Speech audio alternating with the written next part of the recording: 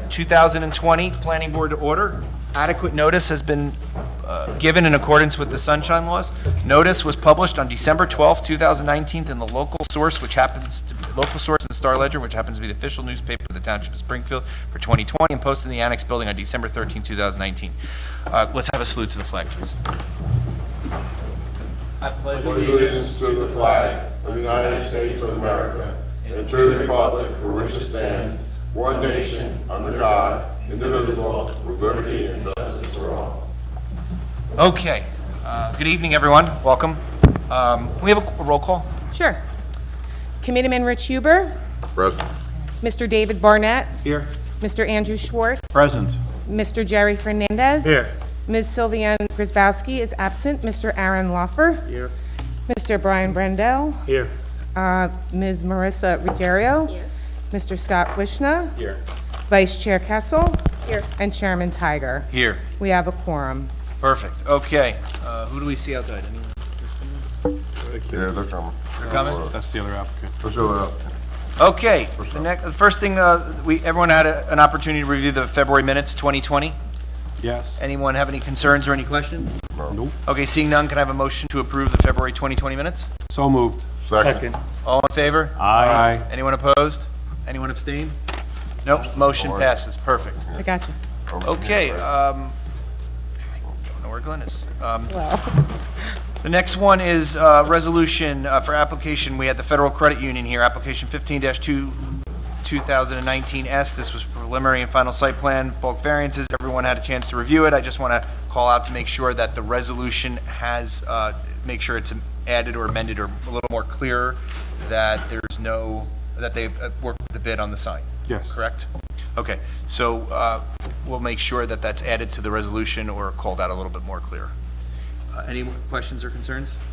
Can I entertain a motion to approve Resolution 15-2019S? Chairman, I'd like to make a motion for the approval of application 15-2019S for Atlantic Federal Credit Union's preliminary and final site plan with bulk variances. Second. With the additional With the condition. additional condition as mentioned by the chair. And I'm Jen- sorry, did you second that? Thank you. Thank you. And you'll Yes. make sure that, I will have it on my calendar follow-up. okay, Okay. please, thank And you. that they work with the bid on the signage. Yes. Perfect. Mr. Barnett, Yes. Mr. Fernandez. Yes. Mr. Schwartz. Yes. Ms. Ruggiero. Glenn, what do I do? Mr. Wishna. Yes. Vice Chair Kessel. Yes. And Chairman Tiger. Yes. Motion passes. 1 second. Mike, is Glenn out there? Yes. Is he coming Oh, there he is. Okay, good. He is coming up. Okay, the next thing we have is, we have a memorandum that Jen and I received from Lynn O'Donnelly, the governing body introduced ordinance 2020-07. This is revised zoning review fees.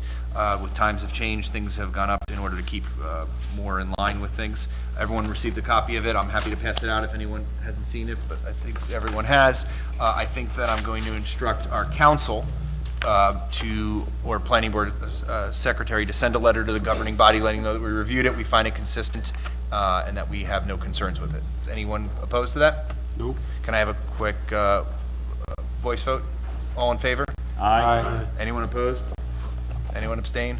Okay, Jen, so you or Glenn will work with Linda to let her know that the governing body's Okay. fine with it, and they can put it on the next township committee meeting for a review. Yes. Our next application is a technical review application that came to our engineering office. I believe Pop Realty, 275 Route 22 East, Block 4001, Lot 4. They had some proposed ramps and stairs. I believe that our engineer and planner through the TRC had an opportunity to review that application, felt that that was something within their power to approve and review. We're getting handed a letter right now from Mr. Hughes outlining that this is in accordance with our ordinance 35-65.8.b of the ordinance that allows the board to waive requirements. Mr. Disco's here to present to us, and Mr. Keenan, if there's any concerns. Anyone have any questions? Take a quick second just to It's digest. essentially an ADA ramp in lieu of stairs. Okay, and it makes sense. Anyway, we technically don't need to vote. I mean, Mike has the ability to do so, but we bring this across on the board so they're aware. But does anyone have any questions or concerns? No. No? Seeing none, Mike, thanks for the update with the board and the letter. Do you and Keenan like take turns each time going back and forth writing the letter? Keenan's has a color letter. That's it, that's it. He's got a little bit more graphic. Okay, The next one is application 1-2020. This is LL Belford LLC. I'm sorry if I mispronounced it. 35 Stern Avenue, block 3101, lot 9 for minor subdivision and bulk variance. Mr. Hale, thank you. Mr. Chairman, I've become aware of a potential right. conflict, so I'm going to recuse myself from this application. Don't go far. I'm just going to go next door. Okay. Thank you, McLean. Are you going to do the camera? Mr. Hale. Good evening, good to see you all again. And, yes, we're here before the board for a minor subdivision application for commercial property. And so everyone is well familiar with the location. That is the business that's been there since, I believe, 1990, Hemco Dental. What they do there is they create some internal children, but mainly it's manufacturing dental layout and furniture for dental offices. Again, there's essentially no changes to their operation. They're going to remain there at that location, but as, again, based upon the subdivision plan, a large parcel of land, this is a greatly oversized lot, large parcel is essentially undeveloped, and they'd like to subdivide it so that that can be sold and developed. While it's not part of this evening's presentation, the board will be receiving, probably within the next couple of weeks, a site plan application for the development of that other parcel. They did have a, I think Mike, you know, in your review, they had the contract purchasers had a TRC with the board, with the board professionals. Again, they'll be looking forward to presenting that application. My understanding, actually, UKA is also working on that will be conforming in use, conforming in parking and layout. Again, this is a minor subdivision. The subdivision itself does not create any variance. Both the lots, after subdivision, meet all requirements as far as generally the setbacks of the area of the subdivision lot size. There are some pre-existing conditions that will address those. And again, as always, Ken sent us both the planner and your engineer's report. Plenty of time for us to review and be prepared for our presentation. So that's an overview of the application. Again, what's all that's before this evening is the subdivision, not the site plan portion. So what I'd like to do first is to call upon Mr. James Watson, who's a professional land surveyor, professional planner, to describe the proposed subdivision, give an overview of the layout of the existing conditions, and then address the professional's letters. Sir. You swear to tell the whole truth and nothing but the truth in the proceedings before the board tonight, so help you God? Yes, I do. What is your name, sir? Sure. James Watson, W-A-T-S-O-N, from EKA Associates, 328 Park Avenue, Scotch Plains, New Jersey. What's your educational, or have you ever appeared before this board before, Jim? Yeah, I've been here a bunch of times, more with the Board of Adjustment than here, but I've been here before. And you're a licensed surveyor and a Yeah. professional planner? I'm a surveyor in New Jersey and New York, a planner in New Jersey. And your licenses are both valid as of tonight? Yes, And you're familiar with these plans and you've prepared Yes. them or prepared the meets and bounds or whatever part? a bunch of it, yes. Yes. Everybody satisfied with this qualification? All right. Yes, you can now take us through a site overview. Sure. existing conditions. You have a three-sheet set of plans before you titled Minor Subdivision, Tax Lot 9, Block 3101. This is the typical cover sheet. In the center, you see your tax map with a 200-foot and a 100-foot line delineated around it. You also have your zoning criteria overlaid, shows buildings within 200 feet and the lots. Upper right-hand corner, we have our typical key map. Below that, a signature block for the owner and applicant. Below that, approval blocks for the chair, the secretary, and Sir, engineer. why don't you just turn to the subdivision? Sure, not a problem. We're very familiar with cover sheets. All right, this is title Minor Subdivision, Tax Lot 9, Block 3101, with a revision date of November 14th, 2019.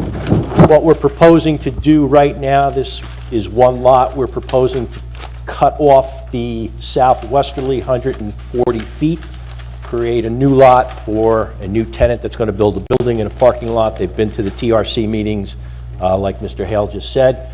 The remaining lot that's going to keep PEMCO is about 220 feet across by roughly 300 feet deep. It's a little bit irregular in shape. Nothing is changing on that lot that we're proposing. You see the schedule of general requirements for the I-20 zone in the lower left-hand corner. And as you'll note, we have a couple existing violations for rear yard setback, which is over here along the southerly line. That's not changing, the line's not changing, and the other one is, I think that's it, that was just, and the other one is, no, that's the only one. It's a pre-existing condition, it was granted in the prior application when they built the building. Repeat the pre-existing condition for me. The rear yard requirement is 50 feet in this zone. Okay. Right now, you have a 12.12 setback, which technically this is the rear yard, so that makes that a variance. But you're not exacerbating it by splitting the lot in. No, nothing, there are no new variances associated with this application at all. Okay. Just to finish up, if you Okay. want to take a better look, the existing conditions are on the third sheet. Sir, I you've think done a that was- wonderful job. Okay? Anything further from this witness? Just to, if you could just touch on the review report. I think the issues that were raised, there were two general issues raised in the review report. One is with respect to landscaping. You noted that there were the trees that were removed as part of the new site plan that will come in before this board in short order. That will have a complete landscaping plan and landscaping, drainage, and the like. But we did speak to the applicants, and if it's the board professional, the board, they wouldn't have a problem on the remaining parcel, adding some street trees, and we can work with Mike. I think it's a wonderful idea. Just to add a little bit to that. And then the other was with respect to parking. Parking has existed at this location, and they've operated since 1990. Jim's office, we did get the count, or an assessment that Mr. Disco did, and Jim's office prepared an analysis where they went to the site, and frankly, it shows generally what Mike's visit showed, where there are approximately 8 to 10, 11 spaces available. I do have the applicants here. I'll take a step. Mike, are you concerned about the parking? The only issue was, as you subdivide the lot, you now lose the only place where you could have parking, which is the other lot. But the other lot's gonna have its own separate parking for their Right. own separate things, so that if, with this building that's there right now, do you feel that there's adequate parking by your counts? It's non-conforming Yeah. with respect to what the requirement would be if you changed the tenancy to something else in the zone.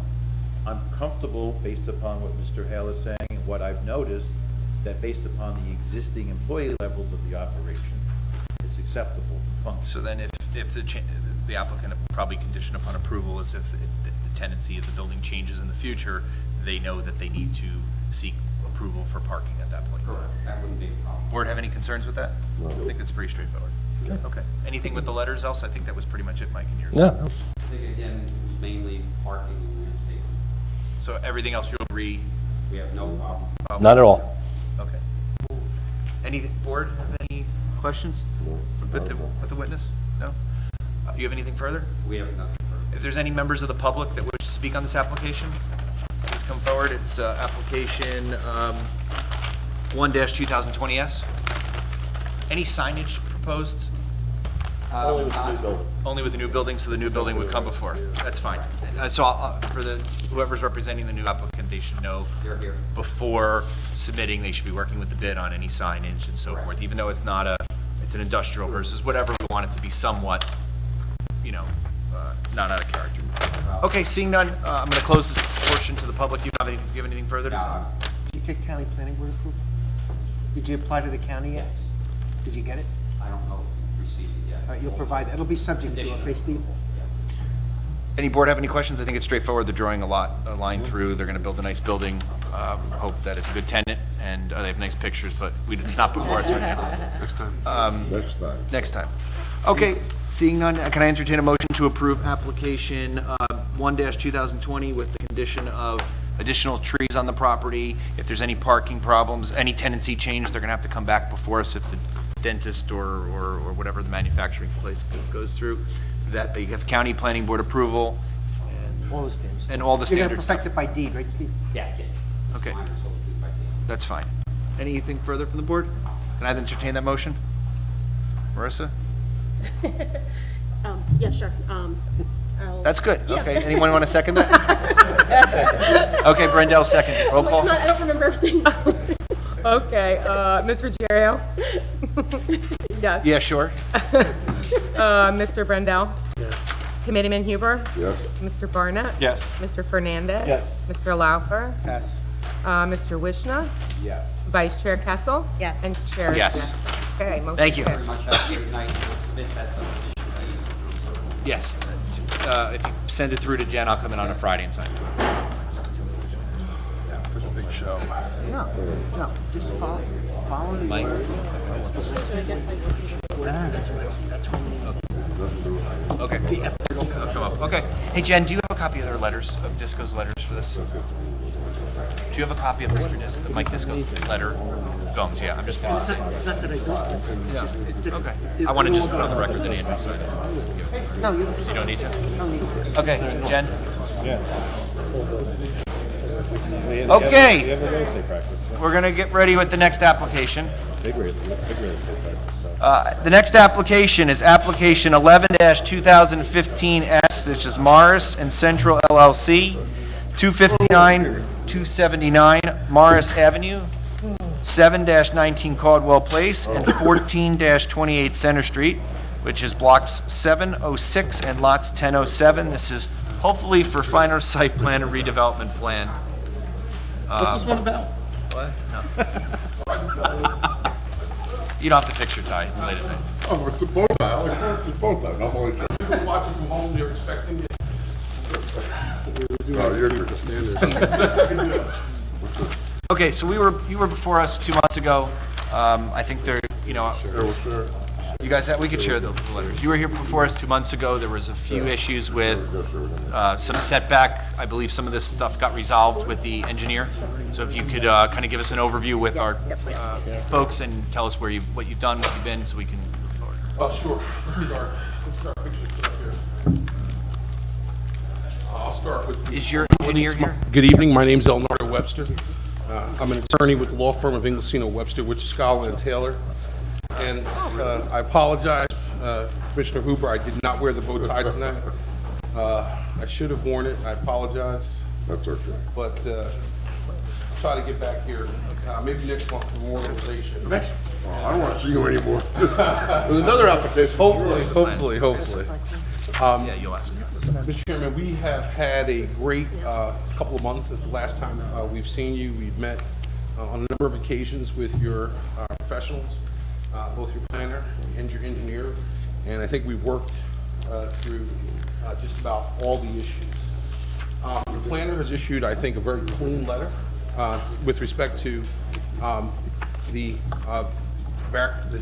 issues that were variances before are no longer variances. The roof line has no variances.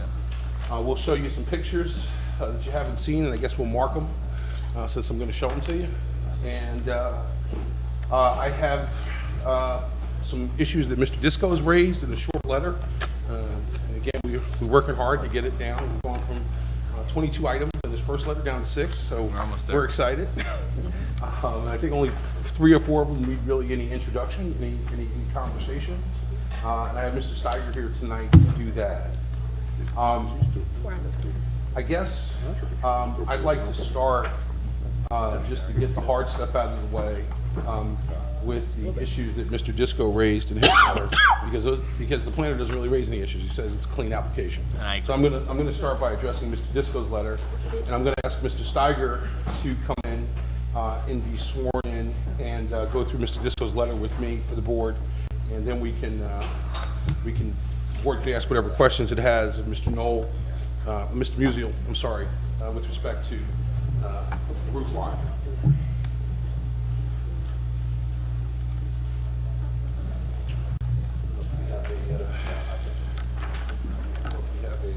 Joe, while he's looking, let me get you all set to go.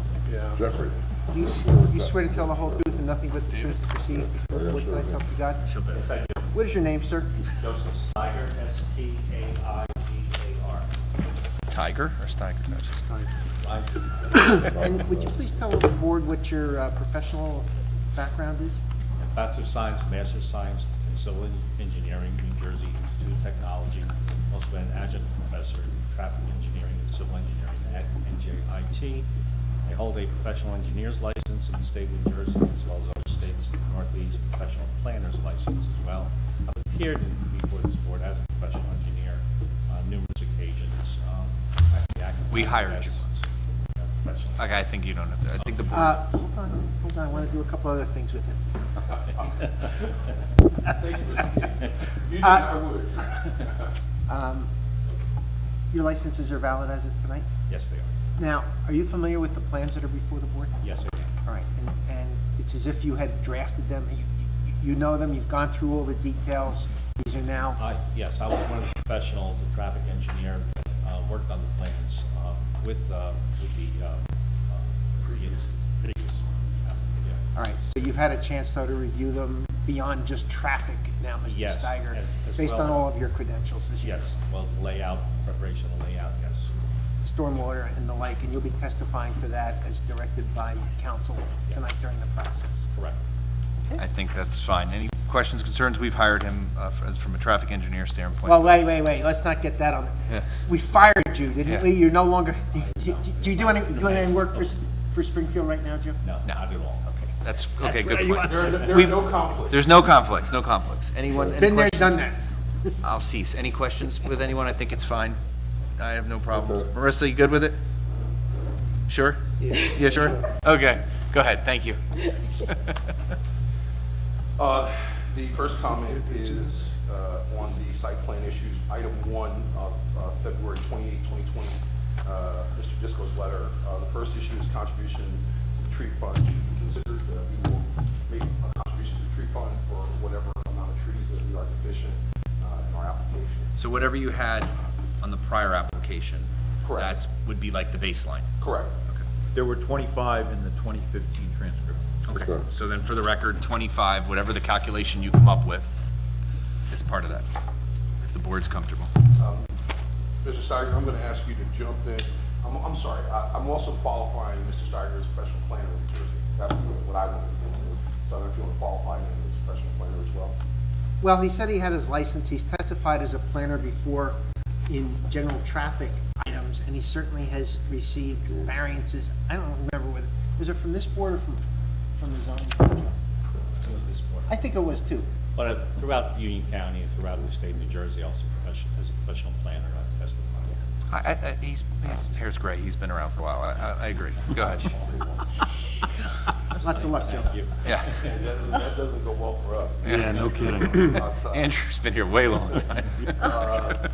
Would you please discuss the rear wall, why we need variance, with respect to the setbacks in the rear wall? Yes, the requirement was that you had to push the building back 5 feet. You have the clearance with the overhead wires. The primary wires need a lateral distance, radial distance actually, to the building. So in order to get that distance, we had to move the building back 5 feet. In order to compensate for the loss of the buffer, the building, marking the buffer area, that we're going to proposing to build a masonry wall, decorative masonry wall, 6 feet high. So in lieu of a 5-foot area of maybe some shrubbery, maybe a vinyl fence, we're going to have a masonry, solid masonry fence, which is going to be a better means of mitigating or compensating for that loss of that buffer. It'll be a solid wall, it'll be more effective in noise abatement and provide a different delineation from the building to the adjoining properties. So I think, again, I think the distance of 5 feet is not a great distance. It's de minimis in essence. We're asking for this waiver or variance for loss of the buffer, but we're mitigating any impacts by building a decorative masonry wall instead of some landscape area, as well as maybe a vinyl fence that would have met the same criteria. I want to ask you $1 million question. Yeah. Why not shrink the building 5 feet 5 feet, whatever you want to call it, width or whatever. That way that the person that's living there has some sort of bufferness. Like, what's the, I would ask you, what's the criteria to evaluate? What's the benefits of it? I definitely agree, having more frontage on the street, whether it's because of telephone lines or whatever, people can eat outside and get more enjoyment, it's safer. We propose putting lots of different ballard types, which we've all agreed, so we're not going to discuss that. But why not shrink the building? You get both things. That's what I'm asking you as a planner to help the board understand that. And that is $1 million question, because in any variance situation, 9 times out of 10, it physically can be done. And that is a solution to have, shrink the building 5 feet and provide a 5-foot buffer. And I think in this case, we're not asking for that, we're asking for the waiver because we don't believe that the 5 feet makes a world of difference and is mitigated by the masonry wall that's being proposed. Can you show us exactly where the wall is going? And do you have an example of what the wall looks like? They do. Can you grab the mic? So. And there's a home there with a driveway along that. That's what the case was. That's correct, yes. There's a driveway, so there is an open area. It's not like the building is right there. So there is a driveway that borders that wall off of Center Street. The wall will contour with that little bump out right there as well? Yes, Start and stop. What's yes, that we will bump in? provide that. What's that bump in? And that's the neighbor's property. I'm going to refer to the actual, this is a rendering of the site plan. It's missing some detail.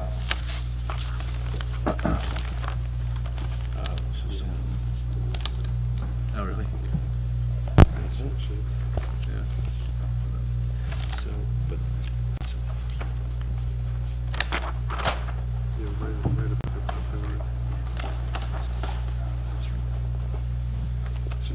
Yeah, so the wall does, Joe, which sheet are you looking at? please? I'm looking at sheet 3 of 9. So the wall does go along that rear property line. It also goes around that bump out area and continues along the whole. So the whole, I'll call it the rear area, will have the retaining wall. See, Or my the thing is, wall. now, there's no members of the public that live there, at least from what I can see. So, I mean, my question is, do we, as a board, accept that? And, I mean, okay, they're not here, so they don't want to obviously say anything. Do we choose that mason thing? Do we say that we go with the fence, or let them have the choice where they contact them, or if they can't, I mean, I don't want to create Pandora's box, but, I mean, we're creating a big wall against someone's property line, right at that property line, that they're gonna, when they come out, I looked today, that one home, when they come out their driveway, they're gonna have a big brick wall. Is that something we want? Do we want a fence? Can I ask a question? Why wouldn't you have a vinyl fence and put bushes in front of They it? can't because of the parking, they would lose the parking, we looked at that. In front, we would have to put the bushes on the neighbor's property, or offer it to them, if that's the case. Say, here are your bushes, we're not gonna maintain it, God forbid anything happens, that type of thing. But, I'm trying to figure out how we could, people, this application's gone on, so, I don't want people to, say, a month later saying, oh, this is the case and I don't want this, and them coming claim before the board. So, from a variance standpoint, help me understand why that's so important. And then I'm gonna ask my planner to help the same way. Well, Is the neighbor here? Well, hold on. Okay, Let's go ahead, we're let gonna the open up to the chair public. run the meeting. Go ahead. the reason being is that in order to make the project as it's proposed, to be able to propose it and build it, is just to take that same building and move it back. And there's no, I'm going to say, definitive reason why we can't shrink the building, but it would change the whole complex of what's being proposed. The number of units, the number of parking spaces, has a whole ripple effect by losing that 5 feet, because you're cutting off that 5 feet in the back, that pushes the parking spaces and everything else back, the building back, and so forth. No, you need the parking, there's no doubt about it. I'm just Yeah. trying to help in my mind say that, yeah, there's a definite benefit in the front, there's no doubt. I think that's a great idea. But the back is hard for me to understand. I'm gonna ask my planner to help me understand that, or help the board. Well, look, I would say the requirement itself, You designed this plan. Yeah, so there was a requirement for a 5-foot landscape buffer along that property line, adjacent to the site, right? So the intent there was not so much to create a visual buffer to the neighbors, because there was always gonna be a fence there, but it was just to add some additional green space and plantings to the property. That was essentially the idea there. So that's no longer part of the plan. The building has moved back. The question for the board is, do you think it meets the criteria of the redevelopment plan, which are basically the C1 or C2 criteria? I mean, based on Mr. Steiger's testimony, it sounds like they might be claiming some kind of hardship here related to having to shrink the building, redesign the plans at this stage of the process. I mean, certainly the fact that they're including this wall, like the fence that was originally part of the plans, doesn't provide a visual buffer, but again, it doesn't have the landscaping and the separation between the parking that was originally envisioned by the plan. Do you feel there's justification for this?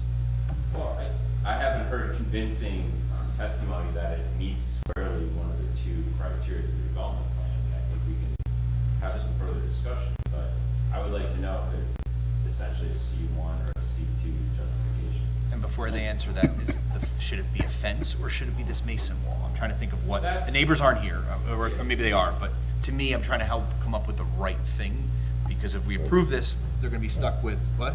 Is a fence the right thing? A nice fence, or is it a masonry wall? I mean, these people are gonna be having this there forever now. I think the decorative masonry wall, which they're now showing in the plans, is a good solution, and certainly I think it will provide more screening, more of a barrier than a typical wood fence. Okay. Can I ask a question? Yes, sir. What is the gap between the neighbor's side of the fence and the driveway? Is there a gap? No, Or is it, it's right up on the property line, correct. So basically, the asphalt of the driveway abuts this fence? Yes. And is it a standard sized driveway? His Meaning driveway, I mean, I'm trying to one- figure out if he's backing his car out of this driveway, is he gonna scrape it against your fence? Get a scale. You open your door, you're gonna hit that. Right, that's my concern. That's my concern. But they have a fence. But here's what I want the board to understand. No matter what, there was gonna be something on that property line. It was either a fence or the wall. Why? Grass Well- was going to be inside of the line. That's how it was originally designed. It was a wall and there was shrubbery. So it was always something that was gonna be on the property line. Shrubbery, fence, wall, it was always There's something. a big difference opening your door into shrubbery instead of into a cement wall. So it and- was proposed to us that we make the barrier more impermeable as a result of us losing the 5-foot buffer. We would be happy to put shrubbery, we'd be happy to put a What's the fence. logic for having a wall or a fence or anything? It's less light comes through, it's more secure, but the reality is that we'd be happy to put shrubbery, we'd be happy to put a fence if that was the board's desire. Something has to be there, but I don't know if That's a big deal to me. Tell me what it is, tell me what you want. You want evergreens? You want a fence? That's why I like you. We're happy to do whatever you want. All right. Just tell me. that we may defer to you guys to I get would some. think I would offer this when you're analyzing the fence versus the wall. Again, you had no buffer, so the parking space stall is gonna be right up to this. It's not like you had a landscape buffer to accommodate the overhang of the vehicle. You don't have that space when snowplow happens. So the fence most likely is gonna topple, either by a car or snowplow. The wall has a chance to remain. So the advantage of the wall in the situation where you don't have a landscape buffer is that it's more permanent than the fence, which is gonna be a problem. Do you have any Okay. pictures of the wall? There's a detail on sheet 9 of 9, everybody. We do. Great Wall of China?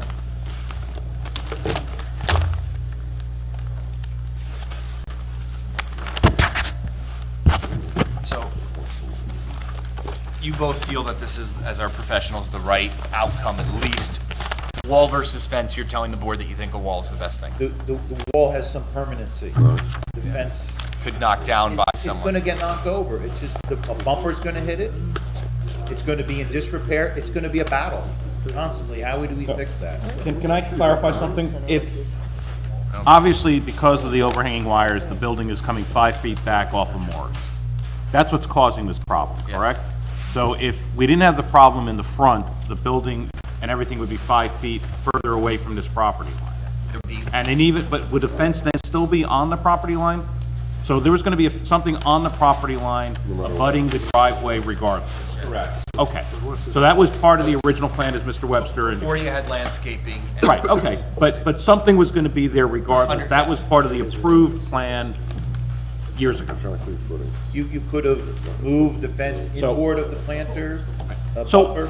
so all we're really doing today is deciding whether or not to change the nature of that buffer that was going to be there regardless in accordance with the plans. It's to remove the 5-foot strip of, They had 5 feet Right, of. well, right, but again, that 5-foot strip of bushes, grass, whatever, was going to be on the Gomes property. Correct. And there was still going to be a fence right on the property line. Yes. So there's going to be some Something there. Yes. obstruction right on that property line Yes. against the driveway that's going to, so the problem I'm discussing, banging your door into a concrete wall, could have been banging your door into a fence. That was all part of the plans as they were approved 5-6 years ago. right. And that's why I said this is really more about impact to, internal to the property than to the neighbor, because, you know, the landscaping really just benefits this project, not. Okay. I got it. If you guys look at sheet 9 of 9, in the bottom middle, you'll see what the wall looks like. And the stucco is gonna obviously be on both sides. Yes. Stucco, we've got a nice little design, we've got some original metal on top. So, but Very attractive. when you build this, you're gonna need to reach out to that property owner, because I would imagine to put stucco on the one side, you're gonna need their involvement to do it. We're gonna need to go on the property to construct this into. All right, well, so that'll be your thing to deal with. All right, I still am unclear on the benefits of why not shrink the building, but let's move forward and we'll table that for another time, because otherwise we'll be here all night. Continue. What? Page 9 of 9, the bottom middle. Bottom middle. Masonry wall building. It's there. Middle bottom. I think the longitudinal section is probably more helpful than the cross section. You can see the arch in the wall, you can see the metal ironwork at the top. So it's not just a straight top wall? No. Is there any finish on the building that matches this? The finish of the building matches the stucco on the wall. Yes, that's a match. Okay. That's fine. Let's continue and we'll, we're gonna be, he's not gonna be there. Moving on, number 2, comment number 2, deals with the fire truck. We will provide a depiction of the Springfield fire truck being able to make the turn movements. We'll provide that plan. And that would be subject to approval that. Yes. You get fire department approval for that one item, or Mike's. Yes. Okay, Mike, you good condition with of that? approval. Okay, go ahead. Also, I think leading into that, Mr. Disco had questioned some of the channelization of the island, and I agree with him. It needs to be modified. I've got some ideas, and we're going to sit down with him, provide them, and again, to his I satisfaction, think that's fair. we will comply. Go ahead. Number 3 also deals with the fire truck. Again, we'll provide the turning template. Number 4 deals with sewer capacity and the calculations. They are finished. We need to provide them to Mr. Disco, and again, as a condition of approval, to his satisfaction, we will provide those calculations. And you're aware of, we have an ordinance for the sewage authority ordinance where there's some. We are aware of the inflow and inflow and infiltration reduction, yes. Number 5, we will One comply. second. There's an ordinance that we have. Yeah, there's an ordinance for sewer fees, they have to comply like anybody else. Okay. The issue here is capacity Yeah. of the receiving sewer. There's an analysis that apparently has been done, we need to see it. It has to That'll be a condition of approval. The board Right. doesn't need And to. the other issue was, they're adding sewer flow to our system. We have a problem with that in general. So we've asked for a mitigation of that. It's not unreasonable. It's up to the applicant whether they want it to be. Well, so we're gonna say that in a condition of approval, there'll be some mitigation. No, they'll do what is necessary Necessary. in order to comply with the Yes, sewer. they're gonna, That's beyond our jurisdiction, I can work that out. that's fine. You'll just word the ordinance, the resolution to be that case. Okay. 5. 5, we will comply with. We don't need the 45 spaces on the onset of the completion of the building, and we'll ask for them as the demand. On demand. Right, up to 45. And number 6 is dealing with the fence, and we worked that out with your Yes, engineer. tell me how. We've had a meeting, several meetings, but I think we've come up with a program that will satisfy Mr. Disco, and we hope satisfies the board. We're proposing that within 60 days of the resolution of memorialization, we will apply for a footing and foundation permit. Within 45 days of being issued the permit, we will start work. Within 60 days of the completion of the footing and foundations, we will produce a scaffolding to cover the sidewalk, so that you will have your sidewalk back. So by the time school's out, the sidewalk will be back.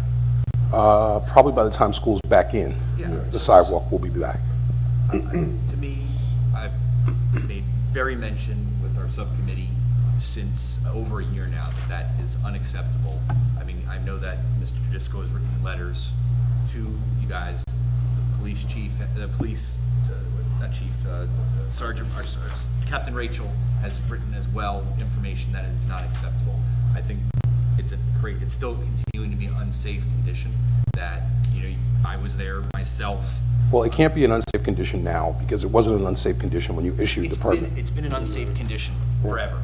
When the permit was issued, and I'm not gonna debate this. Right. You know, because it's not gonna go well, if that's the case. When the permit was issued, it was thought that this would be done by now. Okay, this has gone on well too long. I'm not comfortable having kids walk on the street. I drove down there Thursday morning, kids from Caldwell are literally walking in the street. So I don't care, that's not gonna fly with me. Very, very clear. That your timeline of when school goes back, what am I gonna tell, and I'm gonna end this because we can go on. What am I gonna tell a mother when a kid gets struck in the street because we had a timeline because of what it is? The fence needs to be mitigated very quickly. Okay? That's, I mean, what is the, I'll open it to the board, I mean. Yeah, no, I completely agree. I went running there Saturday morning. I had to run in the street. It's fine because I'm an older man, but if a kid, older, knowledge, if a kid is walking there, no, I completely agree. Right. 100% on the same page. Just this week, 2 kids were killed in New York City by cars making turns where there wasn't a fence, where there was a sidewalk, they were crossing the street. Now we are putting kids into the street. Yeah, 100%. We've been. And it's not acceptable. One kid gets hurt, and we're all gonna hear about it, and we're all gonna feel sorry about it. I want to make, To stop it. I want to make sure the board understands that during the construction of this building, the sidewalk will be taken over. So it will be. Hold on. It will I don't know be. why you're digging in on this issue. I want to make I'm sure gonna make you this extremely understand. clear, police officer, extremely clear. That fence has to be moved, or we will not approve this. So I just want to make sure, We can go to again, court on this, I want to whatever make you like. sure, again, for the record, that you acknowledge that during the construction of this building, Parts of it, that yes. fence will not, that sidewalk will not be available. I don't have to acknowledge that. I can say right now, I want a sidewalk there the entire time. A passable way for kids to go through. You'll have to Why work. can I not say that? You can't, because I we need will, a safe condition there. This is not arguable. Okay, let's move on because. Actually, Okay, so you Can we just hear said, from our okay, you will move the professionals on fence. Is that you're okay? Yes, so. One second, Mr. you're right. Webster is representing that during construction, that it is an impossibility for there to be a sidewalk on the construction side across from Caldwell. Mike, Do you agree with that? So, the existing foundation is at the property line. It remains right now. Building has been taken down, but the existing foundation. To remove that foundation, you must encroach into the sidewalk. Okay? You then are gonna build a foundation at the property line. It's physically impossible to build that with zero encroachment into the sidewalk here. On the Caldwell side, we only have, I believe it's a 6-foot sidewalk, or thereabouts. I could be wrong on that dimension. So it's extremely difficult while we're removing the foundation that's existing to have a soil wall remain during that period, and then to build, the time involved to build a new foundation. Once the foundation's in place, it's a different story. You can backfill up to the foundation. Now you have the ability. But on the condition that while you're building the wall, or taking it down, I want flagged men on Mars Avenue, and right past your thing. 2 flag men will direct kids. So Commissioner Huber, those kind of conditions are typical when someone pulls their footing and foundation permit. If those are conditions of the footing and foundation permit, that is absolutely what the engineer and what the police and what everybody decides who has input on. The building code official, that's where that condition comes in. Okay. But I want to make sure it's going to be understood, because I will be checking on it. I want to go back to Mr. Disco, because I'm not done yet. Right now, we have a fence where we don't want a fence. And as condition is right now, as I understand it, there is nothing preventing them from moving that fence and opening up the sidewalk. As of today. That is not true. Okay. That sidewalk has a 20-foot gash in it that you would have to backfill or do something with, and it's unstable.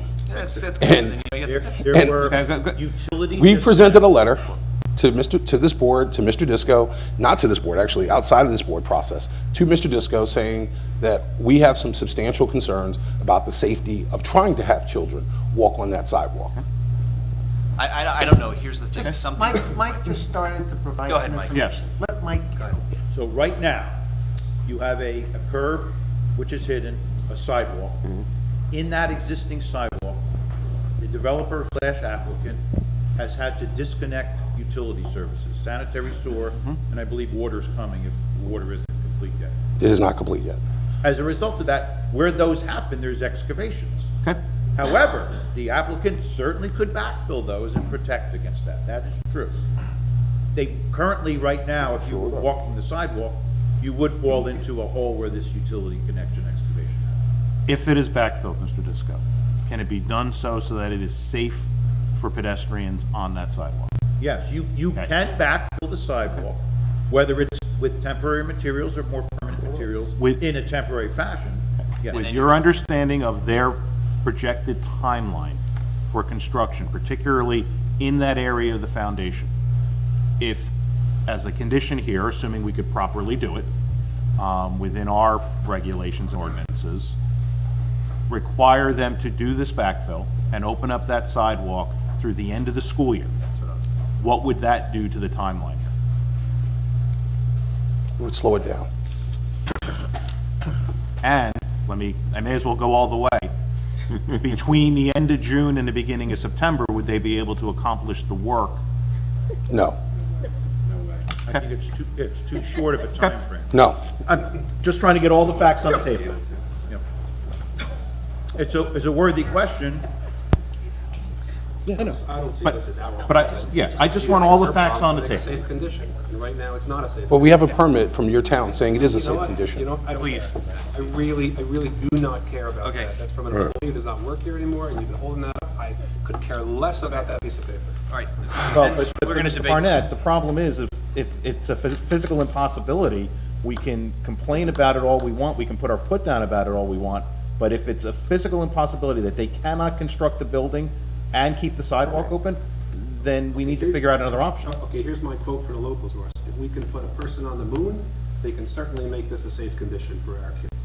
And they can get it a safe condition. You shore it up, or do it every day, so.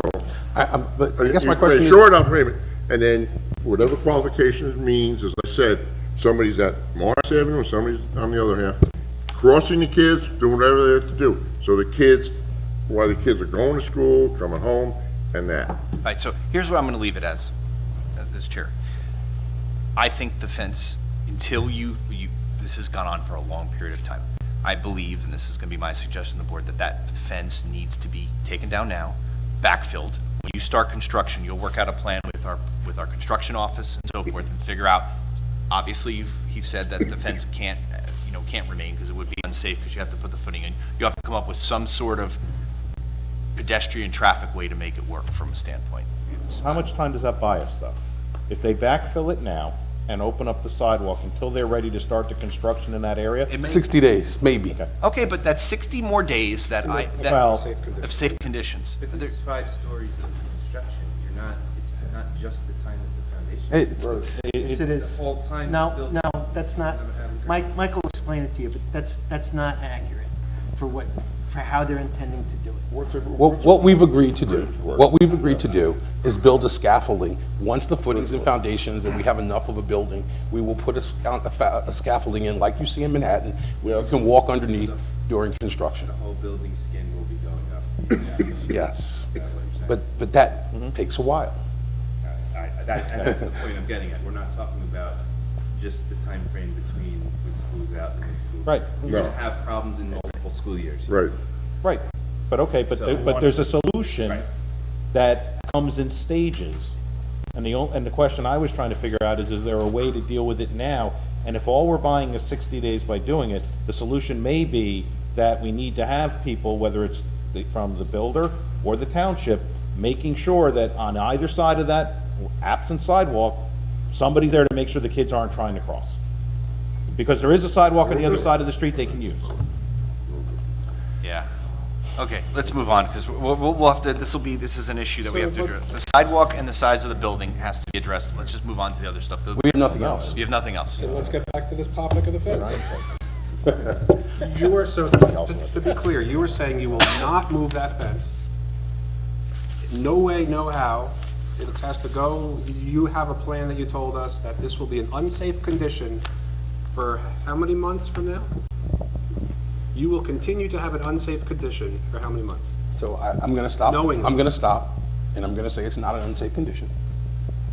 I'm gonna say that because we don't believe it's an unsafe condition. We actually believe it's an unsafe condition to move the fence back, and a letter has been produced to the town that says that. I don't believe this town of Springfield would issue us a demolition permit that created an unsafe condition.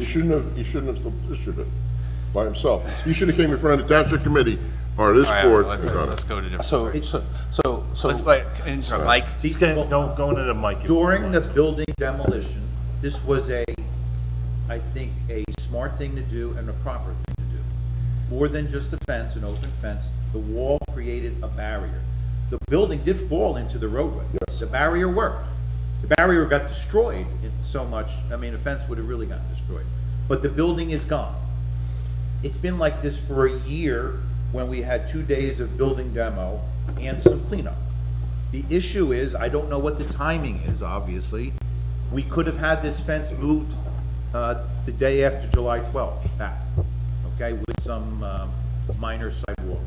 Okay, it's physically possible, yes, to move the barrier. We have it on Morris Avenue. The barrier is off the curb line, adjacent to where the foundation is, okay? So it can be done. I understand the applicant's position that during the footing removal and during foundation construction, I wouldn't want to be walking 1 foot away from that.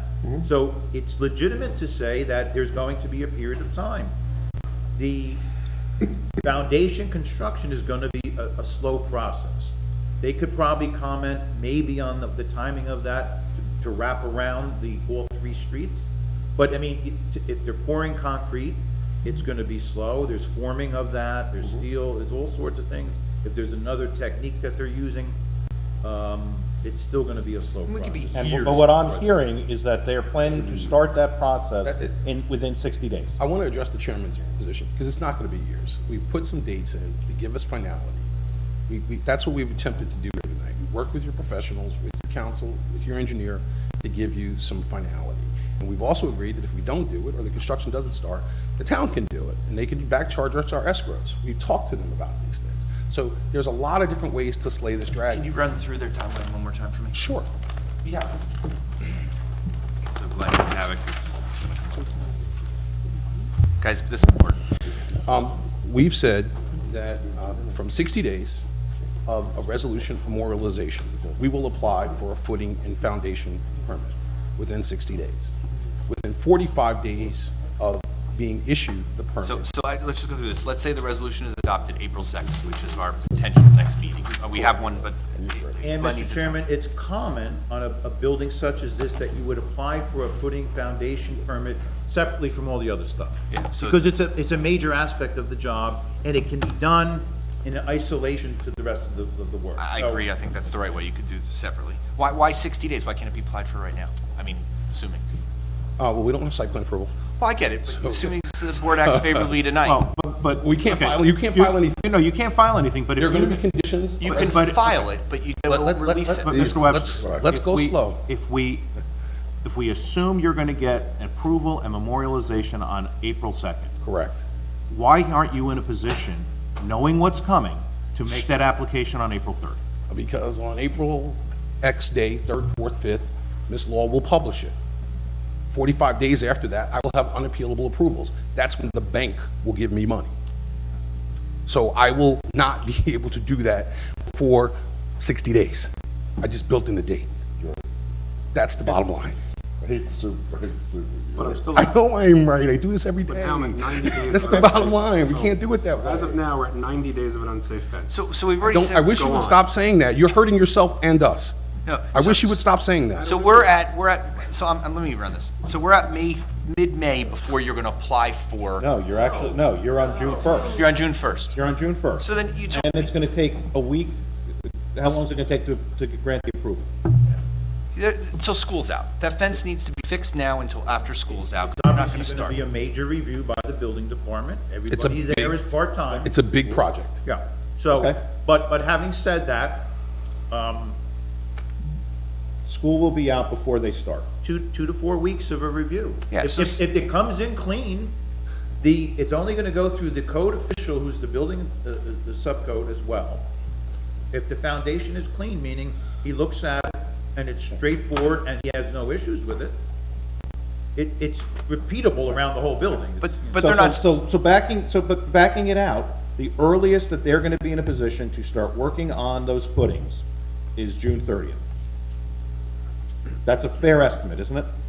That's the earliest, that assumes you get a permit. Okay, but right now. You're not I'm looking- necessarily gonna show up with 12 people the next day digging. No, But we're the saying- bottom line we're is, saying- school will be out before they are in a position to start the footing. continue, Andrew. So the fence should be fixed between now and school's out to allow safe passage. As soon as you get your permit, then between now and then I you work. believe safe passage is being provided. That's fine, safer passage. Safer Is that better? Fine. That helps me, Mr. Schwartz. Thank you. I'll adopt, I will adopt council's description for the moment. Thank you. But you have an opportunity, because you're not gonna be doing anything with those footings before school is out, to provide a safer passage than exists now for those students.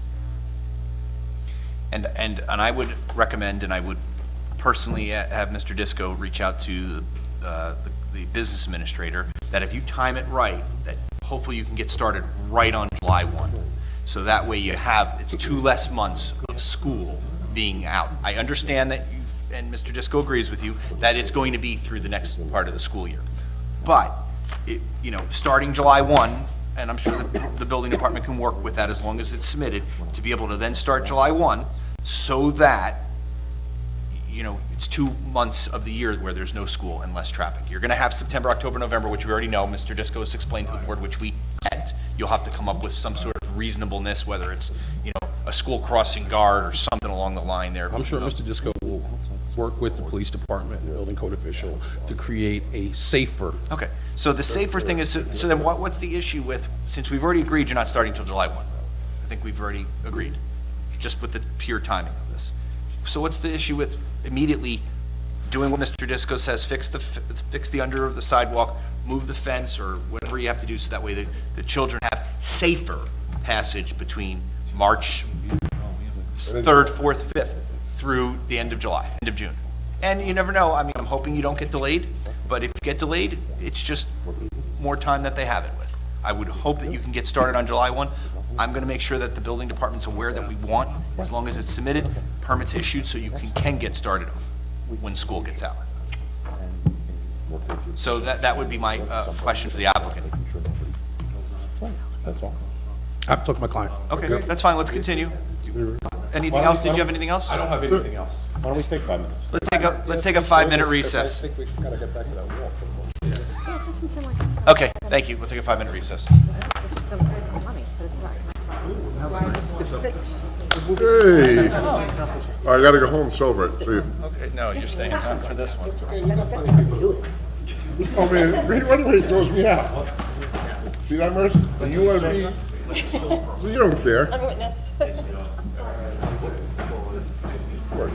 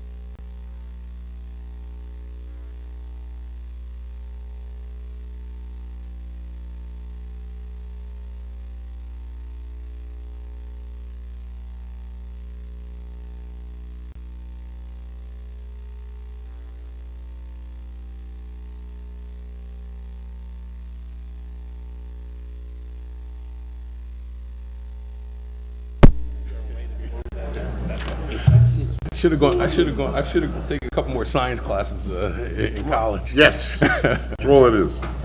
That's what I should have done. Let the record reflect that 8:09, we're back on the record, and all board members are present.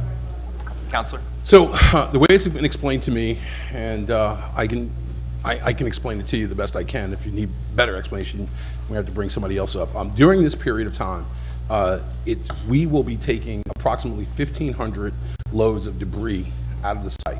So existing footings, existing foundations, existing asphalt, more building, creating a hole that's essentially 20 feet deep, 30 feet deep around the site.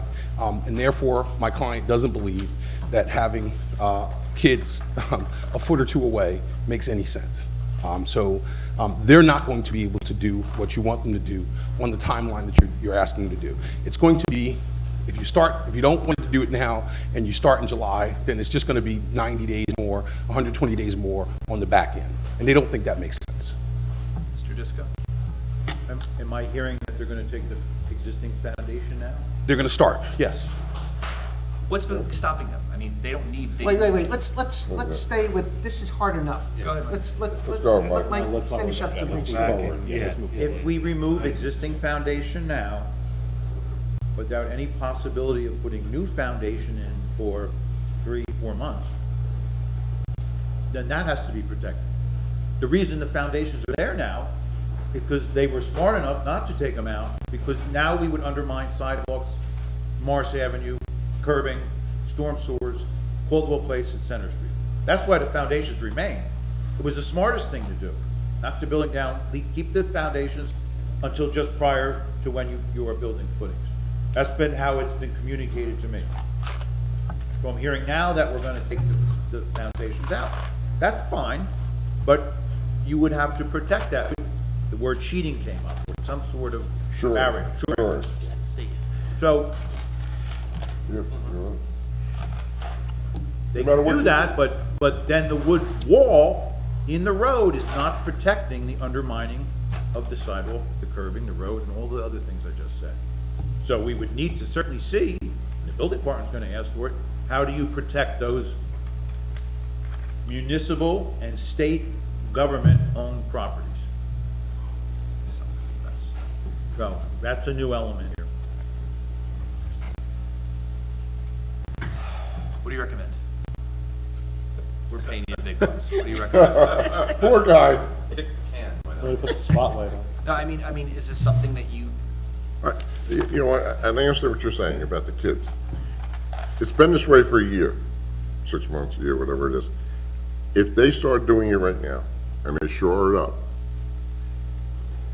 leave the fence where it is, so no one gets hurt. They have to shore it up because the roadway, am I correct? The roadway could collapse. The only thing preventing that is the existing Foundation. foundations that are there. If they take their foundation off, I don't want any kid anywhere near that, which I agree with you there. Agree. So we should shore it up, and shore it up will make sure it's not gonna move. They have to get the engineers to give them a So, but drawing and all that. why would we want them to wait? And this is a building department thing, to wait to put in to take it out until they're just ready with approvals to put it in so that we don't have this potential debacle mess. I mean, doesn't that seem more likely than to leave 4 months or 3 months? For instance, the building came down July 5th, July 12th.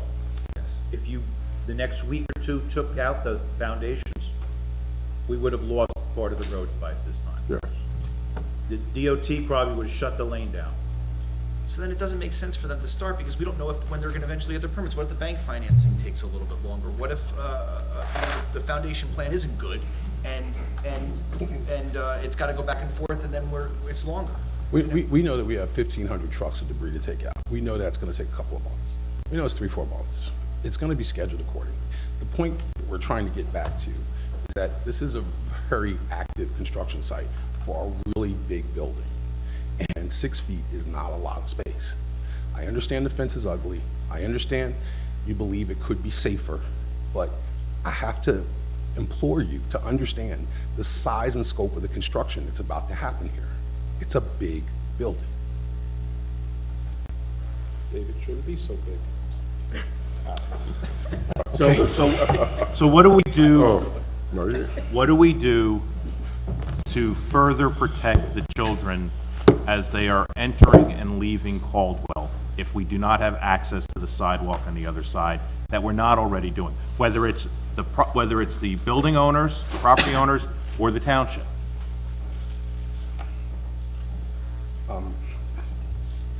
I'm not sure.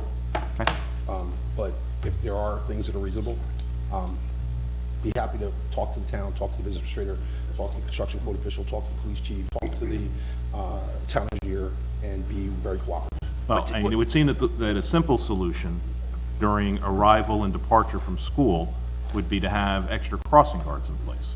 Well, and I think, don't they have a crossing guard at Crossing guard in Morris school Avenue? and at Morris Avenue. And at the school? During And the school, whatever those normal hours of crossing The are. school was supposed to, last year, Right. when that fence went up, the school guard in front of the grammar school was not to allow anybody to walk past, go up that side of the street.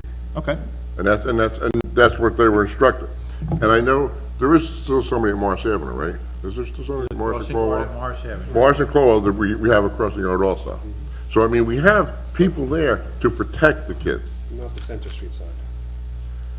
Center Street side, It's not as big of an issue, but there's Yeah. the sidewalk behind it. I don't think there's a guard at Center Street, I could be wrong. I don't think there is, that I know of. So maybe we have to hire one extra guard for that, for Center Street. If anybody goes, I don't know if anybody goes there, yeah. Mike, what do we do? I'm looking for you for some Look, direction. what you've seen, they put the barriers up and create the lane. Caldwell is just too narrow for that. Right. So, I mean, that would be the logical thing. You could add a pedestrian width with a barrier. Too narrow there.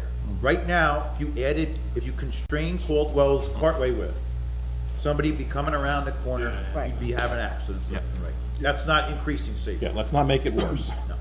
So, I don't see how you can go outboard, just don't have the ability to. So, This may be the best we have then, Yes, sir. reluctantly. Why does anybody need to walk on that side? Well, but it's not anyone, it's the kids. You can't So tell how do you kids close not it to. down? it's been crossing documented that it's happening. Right. I can't tell you it's not happening. I can't tell you I'm there looking for it. It's been documented. Is the answer perhaps that we need an extra crossing guard?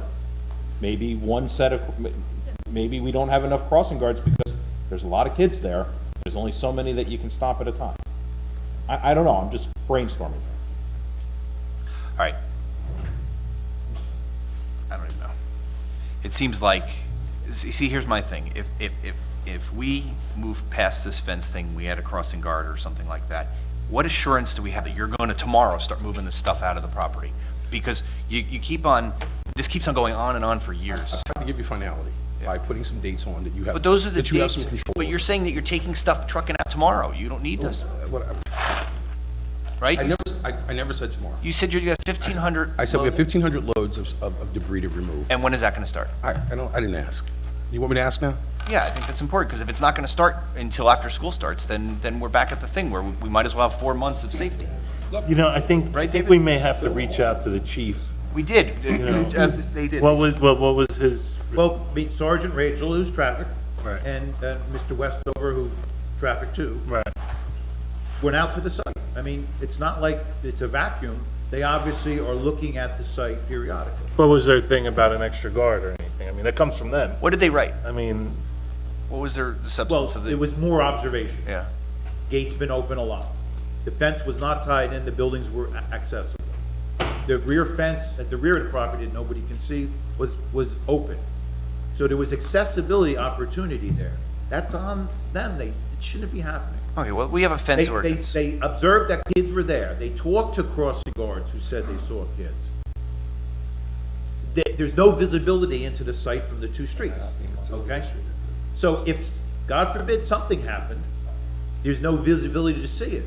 The wall is over eyesight, okay? On Morris Avenue, there's visibility.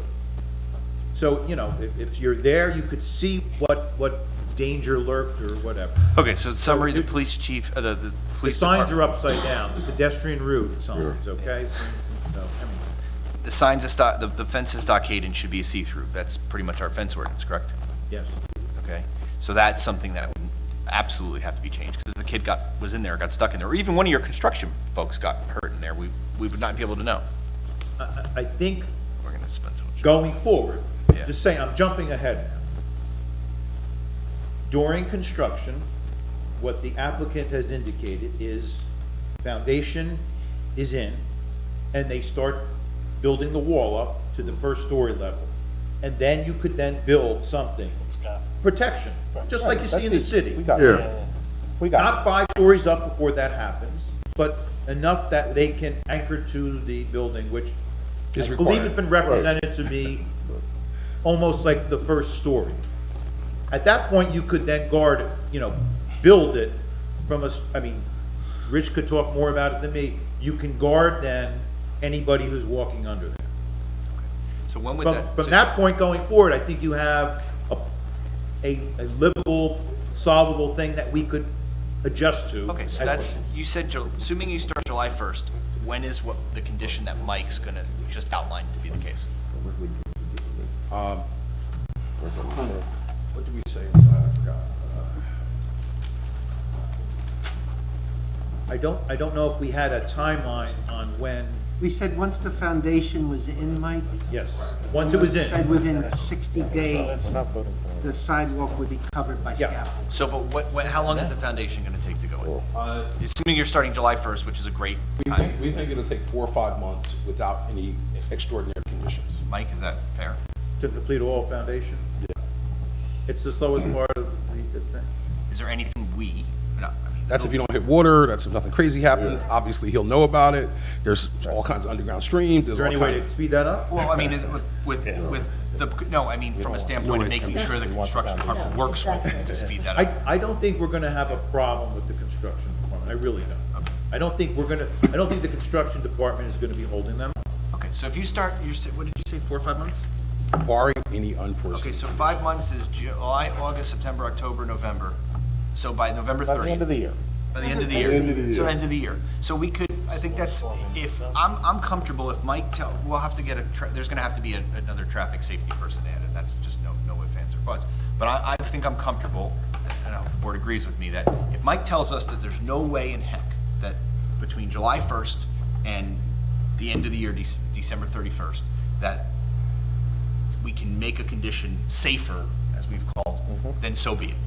Okay? I'll leave that to Mike to determine. I'm comfortable with Mr. Disco and his professionalism. He's not gonna put anybody in safety. No, definitely not. And if he's gonna be the arbiter of the conditions, I think I'm comfortable and my client's comfortable with that. Okay, and just, it goes beyond Mike. Planning board secretary. It goes well beyond Mike, right to Jennifer. A lot on that. Jen, I want that in here next year, please. Can that line get in here? I think in all seriousness, Mike made a point when we were at a meeting before, and that is, it's under Mike's watch. Yep. It's under construction's watch. It's under zoning's watch. And police. And also the police department. So there are basically 4 groups there. Mike is working very, very closely with 3 of them, and then there's the police, and that's not to say he's not working closely with them, but the others are right on his campus.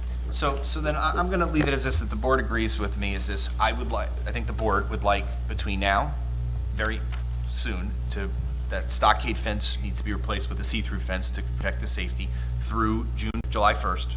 When you start construction, you have till December 31st. Mike is the arbitrator, or whatever you want to call his assistant board secretary, all his different roles, to shore up and make it safe again, so that on January 1st, you're ready. And if Mike needs to move that timeline because stuff happens, stuff happens. The board is going to be more than comfortable with Mike to make that determination. He was one of us, and we put him over there for that reason. Is the board comfortable with that? I would add that I think the applicant should post their own safety officer on site, preferably 24 hours a day. That's a bit much. I think I'll another crossing Then guard in that area. minimum dusk till dawn. No. No, minimum dusk till dawn. Are we voting on this tonight? Well, If you don't, you're not gonna be ready. I just. They should have a safety, you should have a safety officer there. I probably am going to. So this is what Minimum dusk till dawn. okay. What? Mike, Funny. I'm gonna ask Mike, what's a reasonable thing to have a traffic safety to protect the kids? Or do you think that you want a little bit of time to go to the next? I think, look, I can't tell you what happens observationally during school hours. you have 2 crossing guards there. Get another. Obviously, if they see somebody, they probably say something. You got all the other time, 24 hours a day.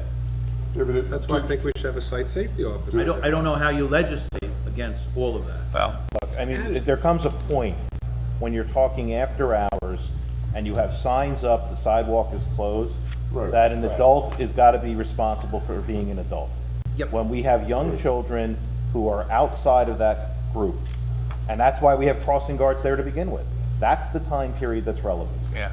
And it means adding look, and I don't even know who should be arbitering this. I mean, maybe we need to, as a condition here, you know, if the police, if, you know, they decide that there should be an extra crossing guard for safety, since obviously the fence is staying up, then, you know, we need to find out whether they'll agree to provide that. That's what I think. I think we need to reach out about adding put it another in. guard there and having them maybe cover that cost, which is only, it's a part-time, It's like 2 hours in the morning. 2 hours, it's like a 4-hour day maybe. Something like that. I think if you're, you know, during the school, that period is probably right. just add that extra guard on Center Street or wherever you think, and maybe they can help with that And- cost, which is a minimal. Jerry, also during the summer, I think there's a guard on Morris Avenue, crossing the kids to go to camp. So like maybe in the morning, like an hour in the morning. We're gonna get a recommendation from the police department on what that Yes. crossing I don't guard want is. to. Yes, I think you need to talk to Cook. Gonna be another. Not No, Rachel. no, I think you I should have- reach to the chief. I have a I mean, compromise. Rachel is traffic, which is, and I trust Rachel and everyone in that So- department. so here- I think we should reach out to the chief. So here's what I'd like to do, and I want to make sure you're comfortable with this, okay? The board has to vote, we're statutory obligated to vote by March 11th, which I believe March 10th, March 11th, somewhere around there, right, Jen? 120 days. So here's what I'd like to do. Number one, I'd like the fence, would recommend that the fence get fixed, shored up, see-through fence from a safer standpoint, in case anyone gets in there, we're able to see through. Between now and the March 16th meeting, we have a meeting, this board, March 16th. One second. Let me finish. Come on. That's Rome wasn't built in a day, but we're talking about a fence. It'll be done by the time we get our resolution memorialization. Well, how about, we're coming back in a month, right? You gotta give us something here. No, We're working with you. let me finish. I have a compromise that would actually work for you. Let me say, if the fence is moved by March 15th, the board, we're gonna finish this application and just not vote on it, okay? Well, the fence isn't being moved. No. It's being brought up to code. Brought up to code, but Mike's telling me for, You gotta be careful, let me finish. because we can take the position that based on the permit that we have, the fence is fine. And I'm gonna take the position that there are certain conditions of the plan that, you know, the building needs you want some relief. So, there's, Not that they're related. Jeff, okay. stop. They're not related. They're not related. Not related. That's right. Okay, so here's what we can do. You could, I would like the fence moved by the March 16th meeting. Opened Not up, moved. not moved. Well, why? Mike is telling us that it can be moved, because you're not gonna do anything until July 1st. Gotta be open. No. No, just put a few holes. Just open. Jeff, Jeff, what Mike was saying is that given what they need to do, including that they're gonna be removing 1,500 truckloads of debris and the foundations, they need to shore that up. Yes. But it is still a potential hazard if you open up that sidewalk. The fence needs to stay in place. Mike, I think we're just There's talking gotta about be a way making to see holes in the fence, so that way we can, Mike, you had said, Well, let Mike in. What I heard tonight for the first time was that they're gonna be actively removing foundations in a very short time period. That is problematic in the sense that you remove those foundations, that's you what gotta we're saying. protect it. so, So now we're talking though also about what we can't see now, from the sidewalk below to protect and undermining, you know, a truck goes on Caldwell, all of a sudden it falls over, not good for anybody, hate to say it, so. so you're saying they should not be taking out the footings until the footings are going in at a very Well, reasonable time? that's what the discussion has been up to this point, in other meetings with the applicant, that the footings would remain until right before the foundation. So what work are you doing? So, So weather's just breaking. We're gonna start. We were assuming that we were gonna get approval tonight. We were gonna have the resolution memorialization in April, and that we were gonna have a timeline that corresponded to what we laid out as our plan earlier. So if that's the case, we would be looking to put foundations in July. This is a site that's open, it's been there for a while. So you're not doing any work till July, is what you're saying? No. No. That's not what he's Why do you keep saying that? Because he's telling me That's that not he what I doesn't said. want you to take out the Please footing. listen to me. But he's telling me. That's not what I said. But I he's- said next month. Listen. No. He's telling me I'm that- saying next month. Okay, so you're telling me you're removing the Yes. foundations even I'm though, starting to even do though our. the 1,500 loads of demolition of starting next month. Okay, I so can't get he's- to the foundations until I move some of the other stuff. So stop putting words in my mouth he and said- stop trying, that's not what he said. That's what you said. Okay, watch your tell you, tone you're before I making throw it you out of this confusing. courtroom. I have the authority to, so watch your tone. I'm being very clearly, because I'll end this meeting and I'll carry it, and then there'll be a problem for you and your applicant. You've told us, I want to be clear, maybe I'm hearing wrong, that they should not be touching the foundations until they're just ready to put it through. Is that correct? That's what we were told, which made perfect sense. Why would you remove the only thing holding up the sidewalks, the curbs, all those other elements I covered before, unless you're ready to put the foundation in? That's what I was told by that team. If we remove the existing footings now, in an anticipation of a July or thereafter foundation installation, you've got to guard 4 months of weather. But the only way you do that is by shoring that up. You're in effect putting a footing in to remove the footing. Right, but Mr. Disco, what I'm hearing, though, is we may be getting ahead of ourselves, because in order to remove 1,500 loads of debris is not gonna happen overnight, and they're not gonna touch the foundation and the footings until all that debris is gone. But it's still they're starting to work. They're gonna start removing debris. It's an ongoing process, is what I'm hearing. Yes. And that, at the end of that process, on the eve of, just like I think they told you, on the eve of being ready to lay the foundations, they've got to pull out the footings. And necessarily, the footings are gonna come out before the foundations go in, and that's, yes, they're gonna have to shore it up, but it also means that from what I'm hearing, that it doesn't make sense to in any way try to condition anything separate or together on moving that fence.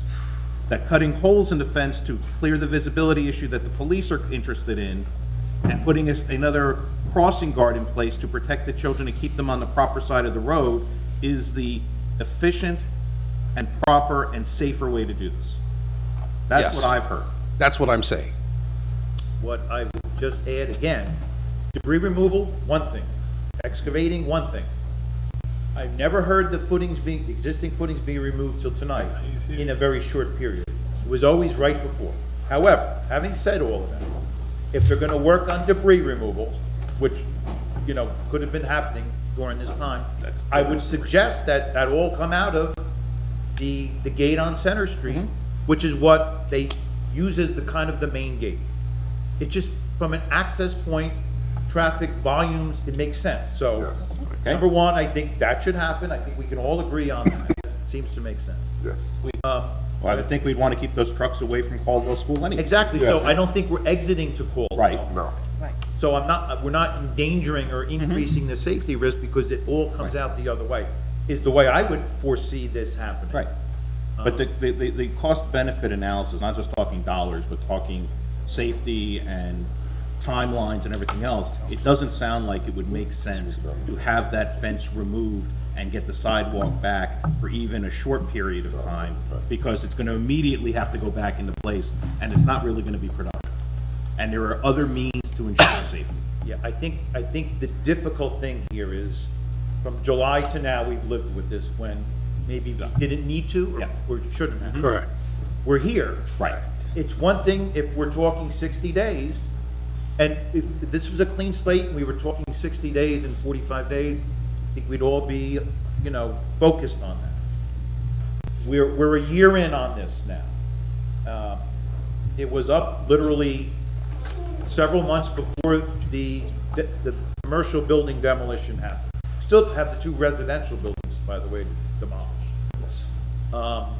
What the applicant did say, and I'll put them on the spot on this, in a meeting months ago, was when that was imminent, the demolition of the residential structures, was that since there's no building foundation back there proposed, that once they removed those existing buildings, the wood wall could be removed and they could replace it with a visible fence. Because there's no construction of a new foundation in that area. That seemed very reasonable. That was. Agreed.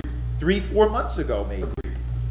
They just haven't taken down those. Haven't done it. I mean, if that had happened, wouldn't this be a much more palatable discussion? If a year ago, they had put the fence where we believe it should have been from the start, we wouldn't have been having this discussion. But again, looking backwards isn't going to get this building built. There's a lot of uncertainty. But why should we It raises continue to concerns as suffer to under whether- under these conditions? So, yeah, we can't fix the past. Honestly, this board does not agree with your practices as to date regarding this issue.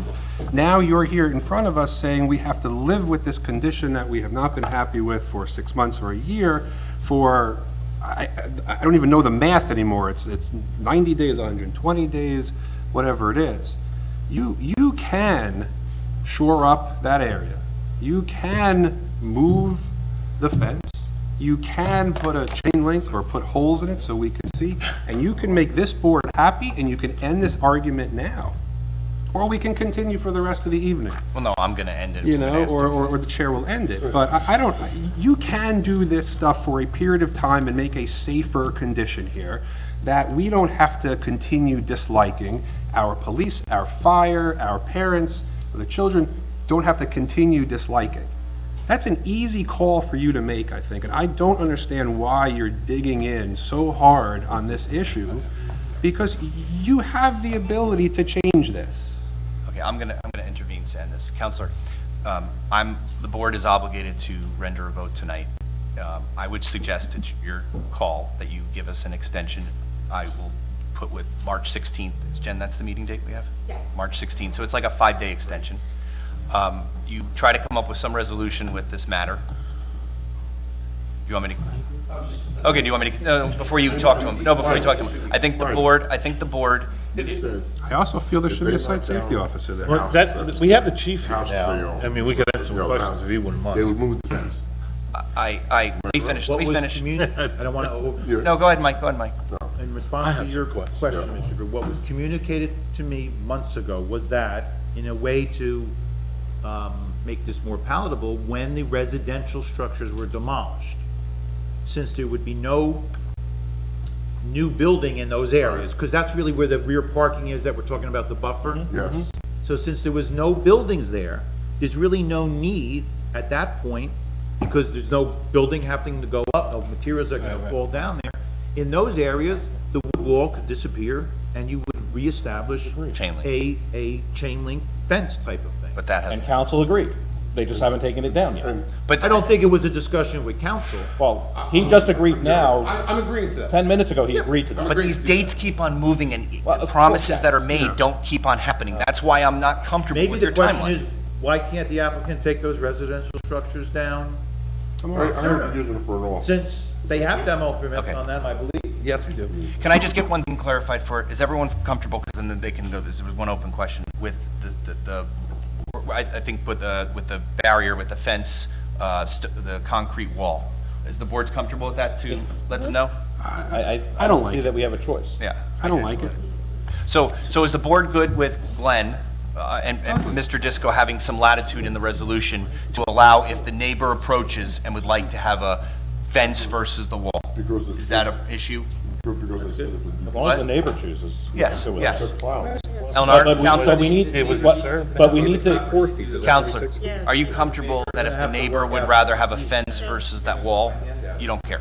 right, but let's make sure we've got a time limit in the resolution, because once they start building that wall, it's too late. No, of course. Uh, It's, We can, I don't know, town officials, us, if you want us to go out and talk to the neighbor, get a letter, I don't know. No, I think you make a reasonable attempt with Mike to reach that neighbor. If they don't respond, you go with the wall. If they respond, you give them the choice of, here's the wall, here's the fence. They pick either one. Mike will be the arbitrator to be comfortable. And the board There are a secretary. lot of jobs. I'm fine with Yes. it. Mike wants to get a raise. Does the wall have to be 6 feet tall? Can it be It a does, 4 because the foot tall? car. I think it makes perfect sense for the applicant to reach out to that property owner. They're gonna be one of the two most affected. Yeah, fine. And decide, I think the That's board fine. would concur, right? Whatever the, Yeah, he might have received a letter about this meeting from prior meetings, another one He has gave been up. sent. Yeah. Right. You So know, that's fine.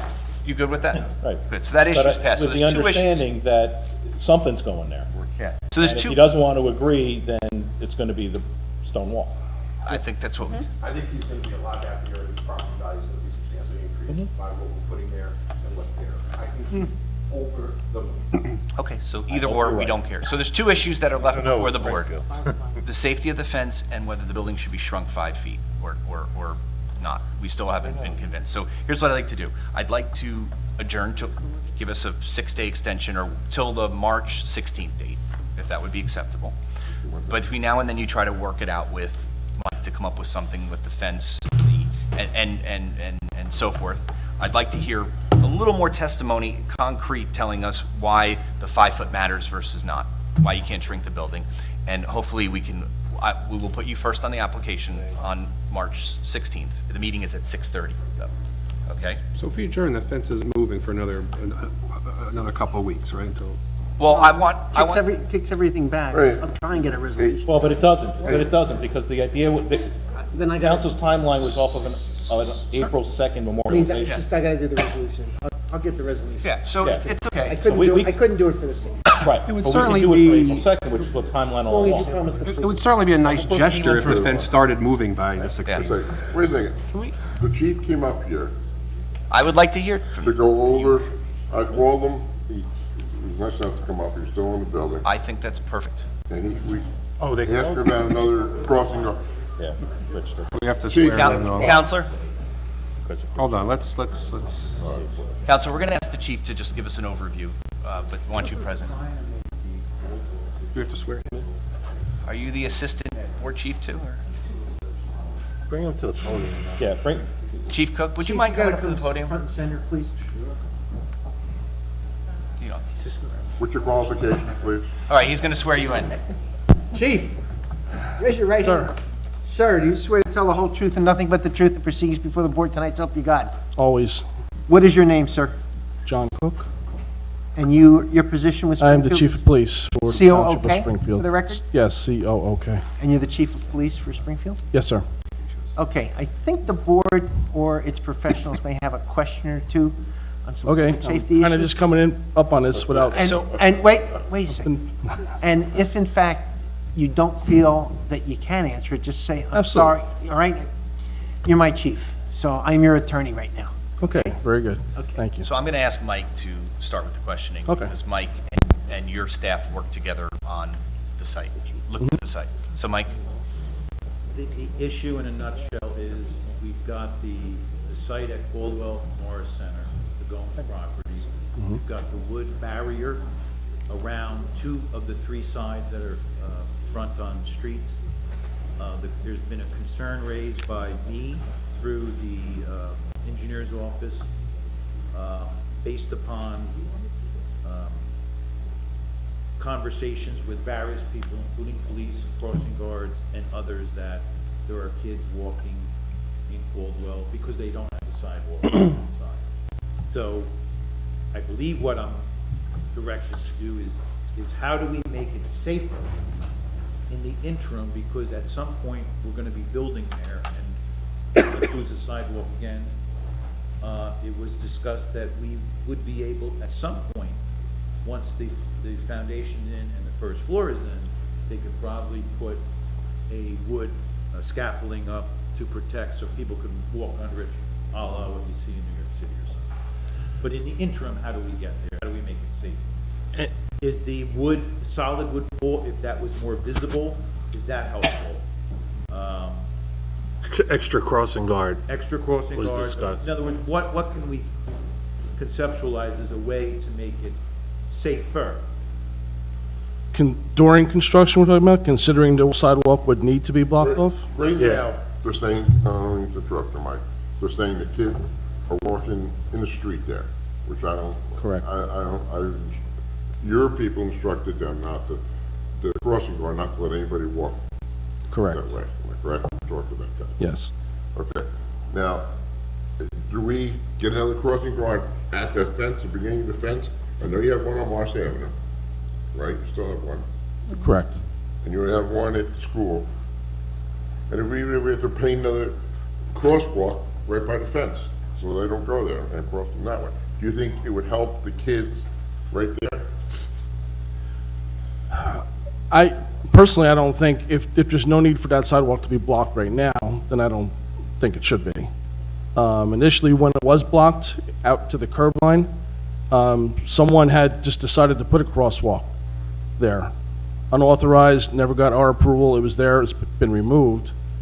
As it currently is, I don't think that's satisfactory. During construction, that's a whole other issue we can address at that point.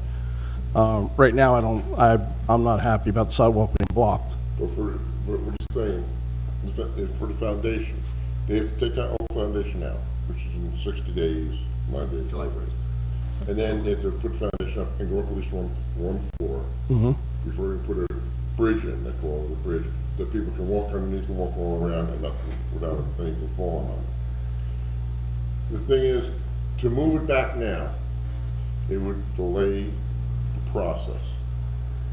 So the bottom line is it's gotta be closed, right? You know, I really think, and that I want the fence to move back, yes.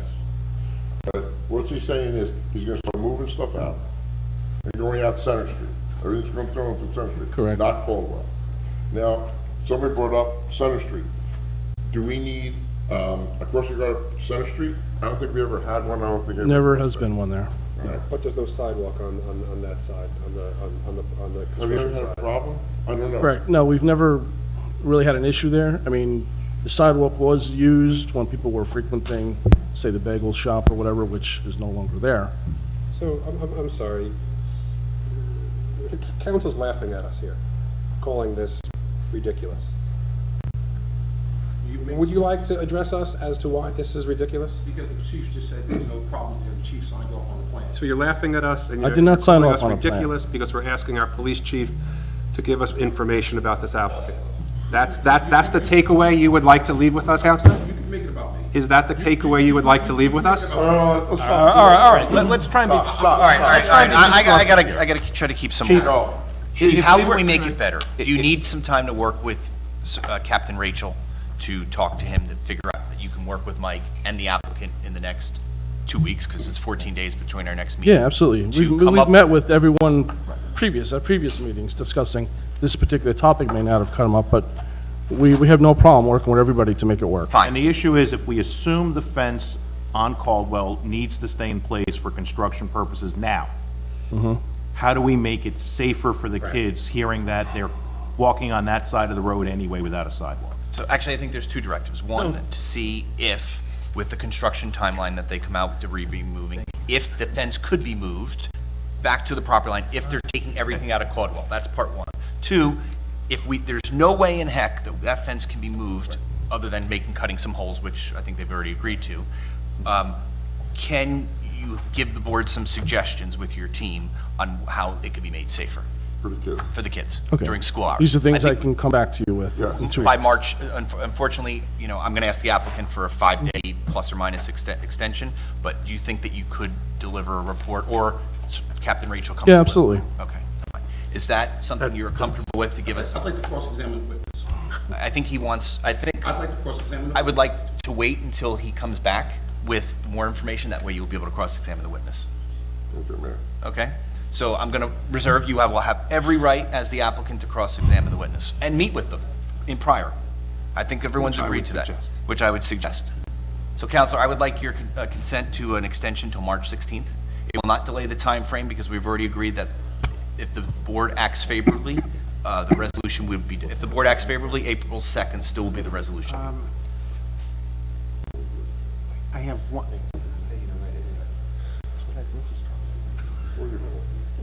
Or you can Hold on. force us to vote. If we're gonna vote tonight, we got a lot more talking to do. Well, that's that. We gotta go at 5 o'clock in the morning before I get to work. Al, the chairman's asking for an extension to the 16th. Is that something that you're willing to grant?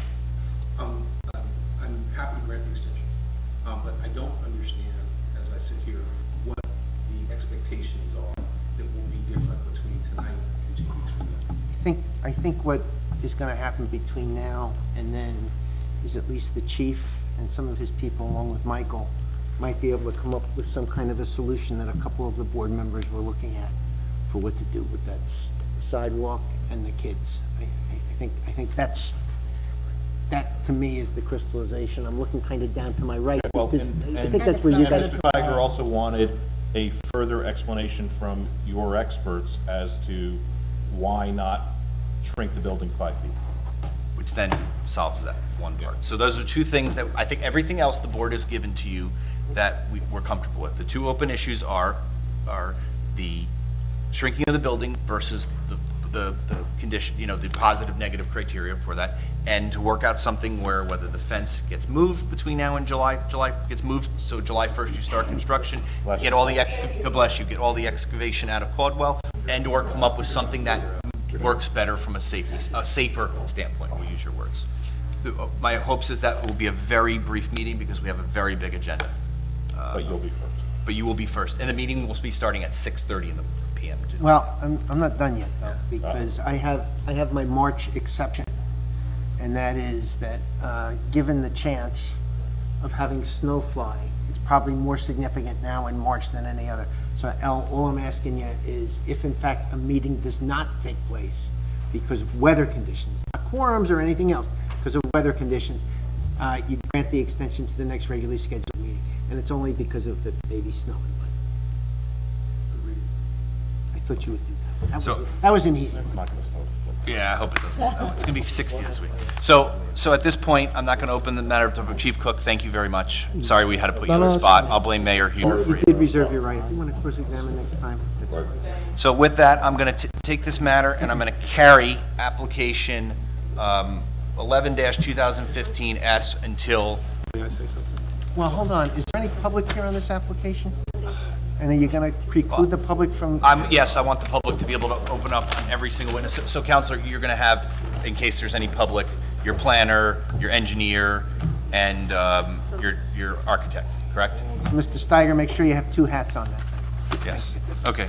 So with that, I'm going to carry this application to March 16th, 6:30 PM. Very important. Our meeting on March 16th is at 6:30 PM. Counselor, are you able to make 6:30 PM? Are you professionals? Fine. We'll all be here. We'll all be here. Thank you, Mr. Chairman. Anything else from on this matter? Any of the public that wish to bring up anything regarding anything? Seeing none, I'm going to make a motion to entertain a motion to close the.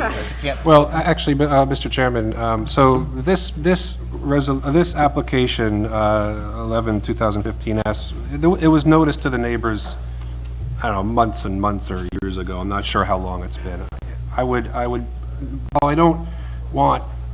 I'm not asking the applicant to renotice. I would like for the township, the Business Improvement District, anyone else who's got ways of publicizing the fact that this application will probably come to a close next month from the public who wants to be heard, who wants to hear the proceedings, hear the wrapping up of this. I just think this has fallen off a lot of people's radar screens.